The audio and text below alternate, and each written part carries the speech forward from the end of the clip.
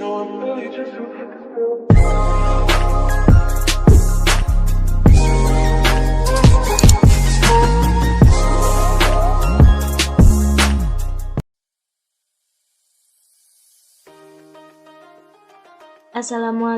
warahmatullahi wabarakatuh.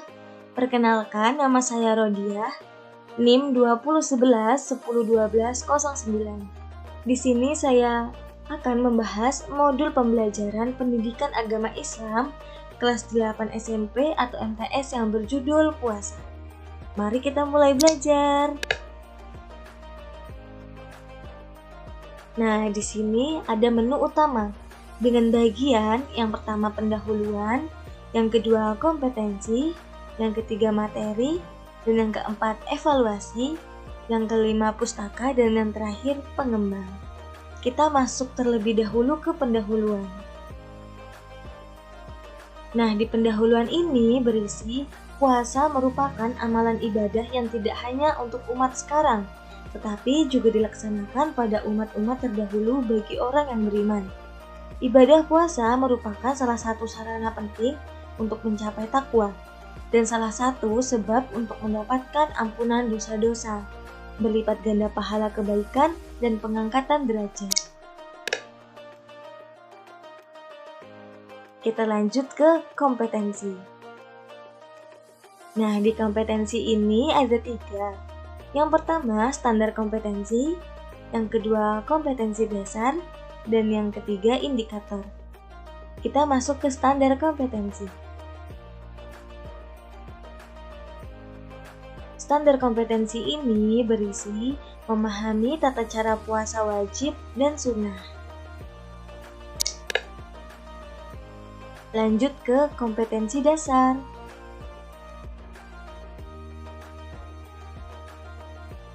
Kompetensi dasar ini berisi yang pertama, menghayati hikmah dan manfaat ibadah puasa. Yang kedua, menjalankan sikap sabar, disiplin, dan empati kepada sesama. Yang ketiga, menganalisis ketentuan ibadah puasa wajib dan sunnah. Yang keempat, menyajikan hasil analisis tentang ibadah puasa wajib dan sunnah. Dan yang terakhir, indikator. Indikator ini berisi yang pertama, memahami pengertian puasa. Yang kedua, menjelaskan syarat dan rukun-rukun puasa. Yang ketiga, membahas tata cara puasa wajib dan puasa sunnah. Dan yang terakhir, menjelaskan tentang hal-hal yang dapat membatalkan puasa.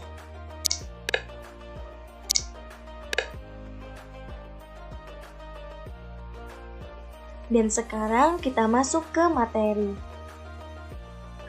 Nah, di sini ada pengertian puasa. Menurut bahasa, puasa berarti menahan atau mencegah. Sedangkan menurut istilah, puasa adalah menahan diri dari segala sesuatu. Maksudnya menahan diri untuk tidak berbicara. Adapun yang dimaksud dengan berpuasa dengan sisi syara' adalah menahan diri dari segala sesuatu yang dapat membatalkan puasa sejak terbitnya fajar sampai matahari terbenam, dengan disertai niat dan syarat-syarat yang telah ditentukan. Ibadah puasa juga merupakan sesuatu yang diwajibkan bagi orang-orang yang beriman, agar membuat takwa pada diri mereka selalu meningkat. Lanjut ke keutamaan puasa. Di antara keutamaan ibadah puasa adalah yang pertama, puasa adalah jalan meraih ketakwaan. Yang kedua, puasa adalah sebab dosa-dosa diampuni apabila dikerjakan berdasarkan iman, ikhlas, serta meneladani Rasulullah SAW. Yang ketiga, pahala puasa melimpah ruah apabila dilakukan sesuai dengan adab-adabnya. Yang keempat, puasa adalah perisai dari perbuatan yang haram. Yang kelima, puasa adalah perisai dari api neraka. Dan yang keenam, bau mulut orang yang berpuasa lebih harum di sisi Allah dari aroma kasturi. Yang ketujuh, meraih 2 kebahagiaan dengan puasa, yaitu kebahagiaan ketika berbuka dan ketika berjumpa dengan Allah Subhanahu wa Ta'ala. Yang kedelapan, masuk surga dari pintu khusus yang bernama Ar-Rayyan. Yang kesembilan, berpuasa dan membaca Al-Quran adalah dua amalan yang akan memberi syafaat bagi pemiliknya di hari kiamat. Dan yang terakhir, doa orang yang berpuasa tidak akan ditolak. Lanjut ke syarat puasa. Di sini ada bagian A dan B. Nah, di bagian A, syarat wajib berpuasa dan tidak wajib berpuasa. Yang pertama, harus beragama Islam. Yang kedua, yang sudah balik. Yang ketiga, orang yang berakal. Orang gila itu tidak berakal, sehingga tidak diwajibkan untuk berpuasa. Yang keempat, sehat secara fisik. Kalau sedang sakit, boleh untuk meninggalkan puasa, tapi wajib menggantikannya. Yang kelima, orang yang mampu melakukan berpuasa. Orang tua yang sudah lemah atau jompo, yang tidak mampu berpuasa, maka boleh meninggalkannya. Dan yang keenam, tidak dalam perjalanan. Orang yang dalam perjalanan jauh boleh meninggalkan puasa, tapi wajib menggantikannya di hari lain. Dan yang terakhir, suci dari haid dan nifas. Sekarang masuk ke bagian B, syarat sah puasa. Yang pertama, Islam. Yang kedua, mumayyiz, untuk dapat membedakan baik dan buruk. Yang ketiga, berakal.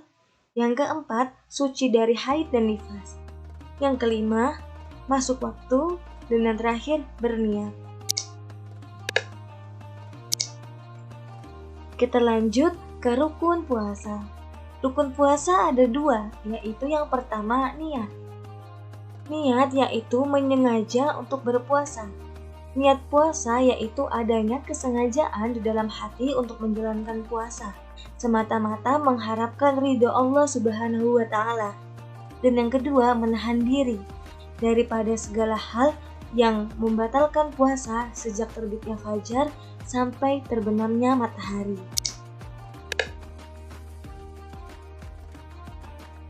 Kita lanjut ke hal-hal yang membatalkan puasa.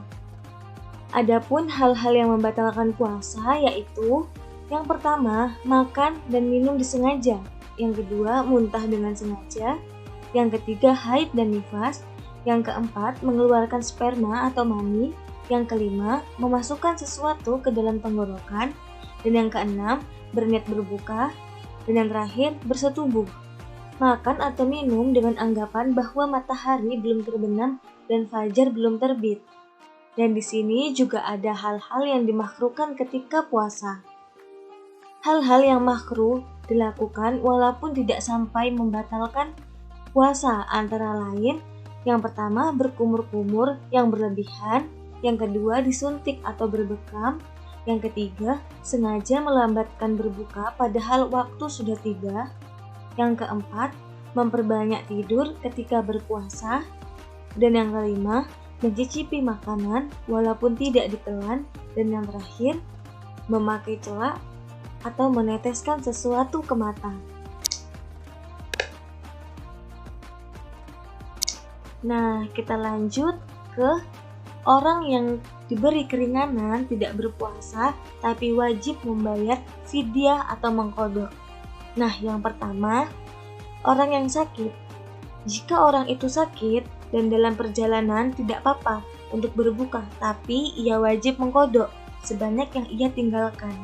Yang kedua, orang yang bersafar atau dalam perjalanan jauh, itu wajib mengqadha.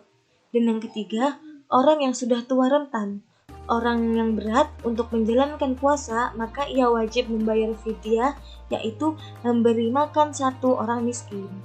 Dan yang terakhir, perempuan hamil dan menyusui boleh tidak berpuasa, tapi sebagai gantinya ia memiliki kewajiban berfidyah.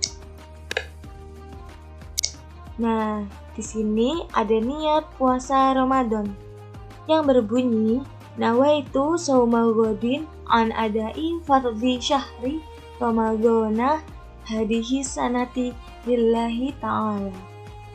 Nah, yang artinya saya niat berpuasa esok hari untuk menunaikan kewajiban di bulan Ramadan tahun ini karena Allah Ta'ala. Di sini juga ada niat buka puasa Ramadan yang bunyinya Allahumma laka sumtu wa bika amantu wa ala rizqika aftartu birahmatika ya arhamar rahimin.